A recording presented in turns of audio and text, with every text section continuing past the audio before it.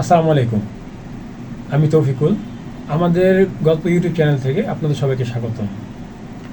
আমি মূলত আহ, গত কয়েকটা ভিডিও করেছি রোমানিয়া সম্পর্কিত। তো সেই ক্ষেত্রে আমি আপনাদের সাথে আজকে রোমানিয়া ব্যাপারে চতুর্থ ভিডিওটা শেয়ার করব। আসলে এই ভিডিওটা হচ্ছে যে রোমানিয়া অথবা ইন্ডিয়াতে অবস্থিত যে অ্যাম্বাসিগুলো আছে সেই অ্যাম্বাসিগুলোতে আপনার ইন্টারভিউ দিতে গেলে আপনার থাকা খাওয়া বাবদ কীরকম খরচ পড়তে পারে সেই বিষয়ে একটা আইডিয়া দেবো আপনাদের। তো চলুন আমরা আজকে সেই বিষয়ে আলোচনা করি।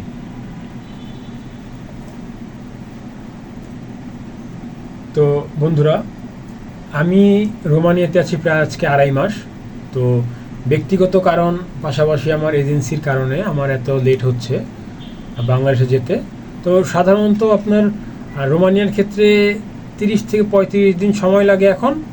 আর গ্রিস বা অন্য অ্যাম্বাসির ক্ষেত্রে হয়তো বা একটু বেশি সময় লাগবে, পর্তুগাল, পোল্যান্ড। তো সেই ক্ষেত্রে আপনাদের আর একটু বেশি সময় লাগে।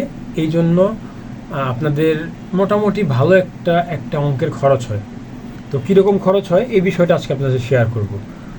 তো আমাদের বাংলাদেশের যারা দিল্লিতে যায় তারা মোটামুটি দুইটা এলাকাতে থাকে, এক হচ্ছে পাহাড়গঞ্জ আর এক হচ্ছে সারিতা বিহার।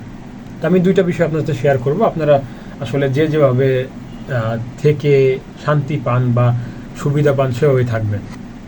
আমি নিজে থেকেছি হচ্ছে আপনার পাহাড়গঞ্জের মেইন বাজার। পাহাড়গঞ্জ আবার দুইটা এলাকা, একটা হচ্ছে আপনার মেইন বাজার আর একটা হচ্ছে আপনার আরাকাসান রোড। তো মূলত এই দুইটা জায়গাতেই আপনার ম্যাক্সিমাম মানুষ থাকে। আর সারিতা বিহারের বিষয়টা আমি একটু পরে বলছি, সেই জায়গায় আপনারা কম্পেয়ার করবেন যে কোনটায় থাকবেন কোনটায় থাকবেন না। তো মূলত এখানে হচ্ছে আপনার হোটেল বেস, যে আপনারা হোটেলে থাকবেন, বাইরে খাওয়া দাওয়া করবেন। এর মধ্যে আপনাদের মানে যতটা মিনিমাইজ করা যায়, কস্ট মিনিমাইজ করে আপনারা থাকতে হবে। তো আপনারা যদি ধরেন 3-4 জন থাকেন, তো সেই ক্ষেত্রে একটা হোটেলে প্রথমে যাবেন। যাওয়ার পরে আপনি আসলে প্রথম দিন তো আর আপনি একদিনে আপনি মানে চালাক হয়ে যাবেন না। প্রথম 2-1 দিন আপনাদের একটু বেশি কষ্ট যাবে। তো সেই ক্ষেত্রে আপনারা কোনো একটা হোটেলে গিয়ে উঠলেন, চেক ইন করলেন। আর চেক ইন করার সময় অবশ্যই, কারণ সবার কিন্তু ভিসার মেয়াদ এক সমান না, অনেকের এফআরআরও করতে হতে পারে। তো সেই হোটেলে কি সি ফর্ম দেয় কি না সেই বিষয়টা একটু খেয়াল করে নেবেন।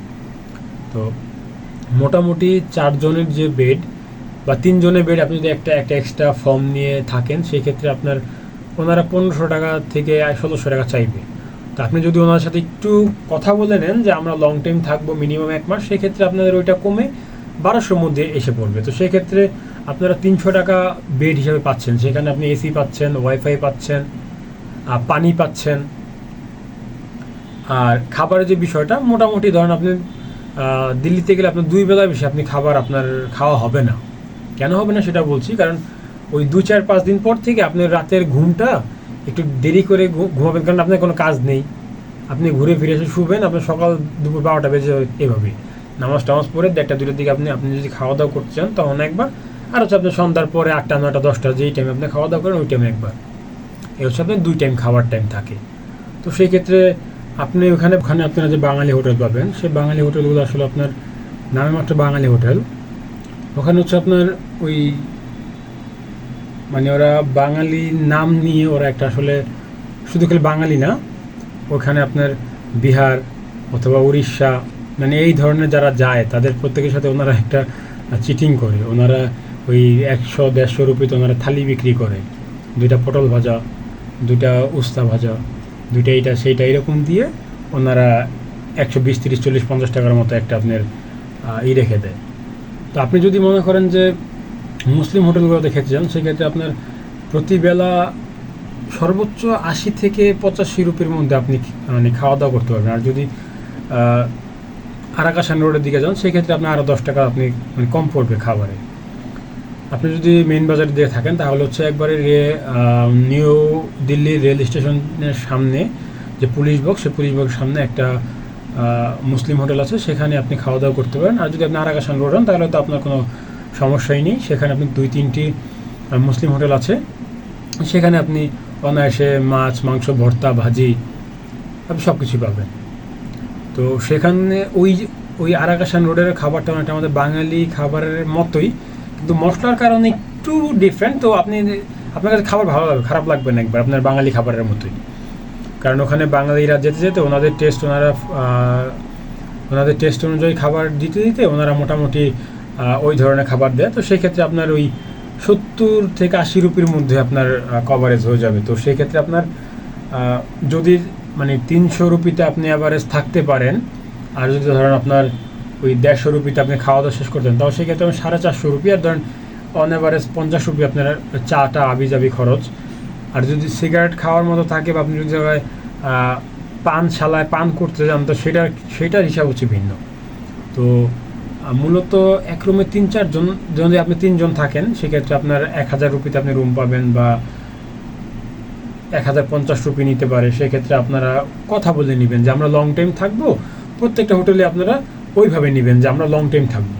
ওই 2 দিন 4 দিন থাকলে আপনার কাছ থেকে অ্যাভারেজ 500-600 টাকা করে বা 400 টাকার উপরে পড়বে।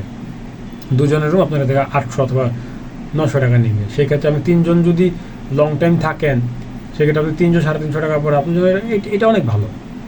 তো আপনারা এরকম করবেন যে 300-350 টাকার মধ্যে আপনাদের থাকা, 150-200 টাকা মধ্যে খাওয়া। তো সেক্ষেত্রে আপনার 500 থেকে 600 রুপির মধ্যে আপনার 600 রুপির মধ্যে আপনার কভারেজ হয়ে যাচ্ছে। সেক্ষেত্রে আপনার বাংলা টাকায় পড়ছে আপনার 700 থেকে 800 টাকা। এর সাথে আপনার থাকা খাওয়া বাবদ একদিনের খরচ। এবার আপনি যে কদিন থাকেন সেই কদিন আপনি গুণ দিবেন।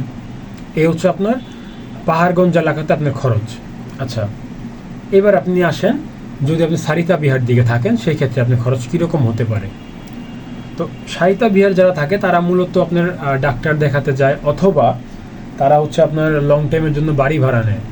তো ওইখানে আপনার বাড়ি ভাড়া হচ্ছে আপনার যারা বাড়ি ভাড়া নেয়, যারা ফ্ল্যাট ভাড়া নেয়, তারা হচ্ছে আপনার ফ্যামিলি যায় তাদের জন্য, যারা ডাক্তার দেখাতে যায় তাদের জন্য এরকম। তো ওইখানে আপনার অন এভারেজ জন প্রতি একটা হিসাব করে ওনারা রুম নেয়। আর সারিতা বিহারের যে বিষয়টা আপনার ওই মানে আমাদের মতো আমরা যারা ব্যাচেলার, আমরা যারা ম্যাচ সিস্টেম থাকতে, সেই ক্ষেত্রে হচ্ছে আপনার পার সিট ভাড়া হচ্ছে আপনার 200 টাকা বা 150 টাকা আছে অনেক জায়গায়, আপনি এসি রুম ছাড়া। ওইখানে আপনার আবার কারেন্ট বিল ভিন্ন, ওয়াইফাই বিল ভিন্ন, গ্যাস বিল ভিন্ন। আর আপনি যারা ওই 200 টাকা যারা এসি রুমে থাকবেন তাদের আপনার ইলেকট্রিসিটি বিল ভিন্ন, সবই ভিন্ন। তো অলমোস্ট আপনার ওই বাড়তি খরচ সব আপনার 50 টাকা ধরতে হবে। আর আপনি 150 টাকা রুমে এখন আপনি ওইভাবে পাওয়া যায় না। আর 150 টাকা রুমে অতটা নিট অ্যান্ড ক্লিন না। আপনি চিন্তা করবেন যে 50 রুপির জন্য আমি একটু ভালো রুমে থাকি, এই হচ্ছে বিষয়। মানে 150, 200, 300 পর্যন্ত আপনার কাছে কোনো ব্যাপার না, কিন্তু এর বেশি যখন যাবে তখন হচ্ছে আপনার কাছে ওটা অনেক মানে ব্যাপার হয়ে দাঁড়াবে। আচ্ছা, এইখানে আপনার থাকার খরচটা কিছুটা কম। আর এখানে খাওয়ার বিষয়টা আসি। এখানে যারা মূলত একটা এজেন্সি থেকে 10 জন 15 জন আছে তাদের জন্য এখানে থাকা খাওয়াতে ভালো। কেন ভালো? আপনি যত বেশি মানুষ খাবেন তত আপনার কস্ট কম পড়বে, খাবারের খরচ তত কম পড়বে। তাছাড়া যদি 4 জন থাকেন, 4 জন রান্না বান্না করে খাচ্ছেন, ভাই 4 জনের প্রত্যেকেই রান্না বান্না পারে না। ধরে নিলাম যে আমি আরেকজন থাকি, আমি রান্না পারি না, আপনি খুব ভালো পারেন, আরেকজন মোটামুটি পারে। তা আপনি যেহেতু ভালো পারেন, আপনি ওই সেকেন্ড জন যে রান্না পারে তার রান্না আপনার কাছে কখনোই খুব একটা গ্রহণযোগ্য হবে না। আমি তো পারিই না। তো 2-4-5 দিন যখন আমাকে খাওয়াবেন, আমি রান্না করতেছি না, কিছু করতে পারি না, সেক্ষেত্রে তখন আপনি আমাকে ঝাড়াঝাড়ি করতে পারেন, যাই মিয়া কেন আসছেন, কী ব্যাপার, এই সেই। অথবা যে লোকটা মোটামুটি রান্না পারে সেই লোকটাকে আপনি কটু হতে হয়, ভাই এটা কী রান্না করছেন, ওইটা হইলো নাকি, এইটা নি সেটা। তো এই নিয়ে দেখা যায় এটা মুখ কালাকালি হয়। তাছাড়া ওইখানে তো আর ফ্রিজের খুব একটা সুবিধা নাই, বা ওখানে মাটন এইটা সেটা আবিজাবি কিছু বা ভেজ নন ভেজের ব্যাপার স্যাপার থাকে। ওই ব্যাপারগুলো সব সহ আপনি ওইখানে মানে খাবার দাবারের বিষয়টা হচ্ছে রান্না করে খেতে গেলে যদি হিউজ লোক হন আপনার 15-20 জন, তাহলে একটা ব্যাপার, তাহলে আপনাদের কস্ট মিনিমাইজ হবে। আর না হলে আপনি পার বেলা আপনি ওখানে 3 বেলায় খাবেন, একবেলা ভর্তা দিয়ে খাবেন, একবেলা ডিম দিয়ে খাবেন, একবেলা মাছ দিয়ে, মাংস দিয়ে, এটা দিয়ে সেটা করে খাবেন। যখন আপনারা ভালো খাবার খাবেন তখন দেখা যাচ্ছে আপনাদের কষ্টটাও আবার বেশি পড়ে যাবে। তো আলটিমেটলি যদি বেশি মানুষ থাকেন একসাথে 10-15-20 জন একই এজেন্সি, তাহলে আপনারা নির্দ্বিধায় নিজেরা রান্না করে খেতে পারবেন। সেই ক্ষেত্রে আপনাদের জন্য হচ্ছে সারিতা বিহার সবচেয়ে ভালো। আর যদি না 2-4-5 জন হন বা বিলো 10 জন, সেক্ষেত্রে আপনার জন্য এই জন্য পাহাড়গঞ্জ বেটার। মানে এখানে আপনার ওই ঘুম থেকে কখন উঠলেন, কখন রান্না করলেন, কখন কি খেলেন, বা আপনি যখন যা মন চাচ্ছে আপনি মানে খেতে পারছেন, এটা নিয়ে কোনো বাজ বিচার নেই। তো যারাই যাবেন, দিল্লিতে কিভাবে যাবেন সেটা আপনার ব্যাপার, দিল্লি থেকে কীভাবে বাংলাদেশ ফিরবেন সেটা আপনার ব্যাপার, কিন্তু মাঝখানে যে বিষয়টা যে আপনি থাকবেন, ভাই আমরা আসলে ওইখানে যাচ্ছি ভিসা আনার জন্য, আমরা যতটা কস্ট মিনিমাইজ করতে পারি সেক্ষেত্রে আমরা যদি থাকাতে যদি দেখা যায় 3 জনের মধ্যে 4 জন থাকতে পারি কিছুটা কস্ট মিনিমাইজের জন্য, তাহলে আমরা এটাই করব। আর যদি মনে হয় যে না আমরা বেশি মানুষ, আমরা আরও কস্টিং কম করব, সেই ক্ষেত্রে সারিতা বিহার, আমরা যদি একটা হিউজ টিম হই, আমরা সারিতা বিহার অথবা পাহাড়গঞ্জ থেকেই 10-15 জন মানুষ যদি একসাথে করতে পারেন যে না 2টা ফ্ল্যাট নিয়ে একসাথে রান্না করে খেতে পারবো, তাহলে আপনি এটা করতে পারেন। মিনিমাম 7 থেকে 8 জন যদি হন তাহলে আপনি সারিতা বিহার থাকতে পারেন নির্দ্বিধায়। শাহিনবাগ থেকে বাজার করবেন, মহিষের মাংস আনবেন, মুরগির মাংস আনবেন, রান্না করবেন, খাবেন। আর না হয় আমার মতে যদি বিলো 10 হন তাহলে আমার মনে হয় যে বাজার রান্না বান্না পারে না, তার জন্য হচ্ছে আপনার এই কী বলে এটাকে, পাহাড়গঞ্জ খুব ভালো একটা জিনিস, খুব ভালো একটা জায়গা। সবাই ভালো থাকবেন, সুস্থ থাকবেন, আমার জন্য দোয়া করবেন। আসসালামু আলাইকুম।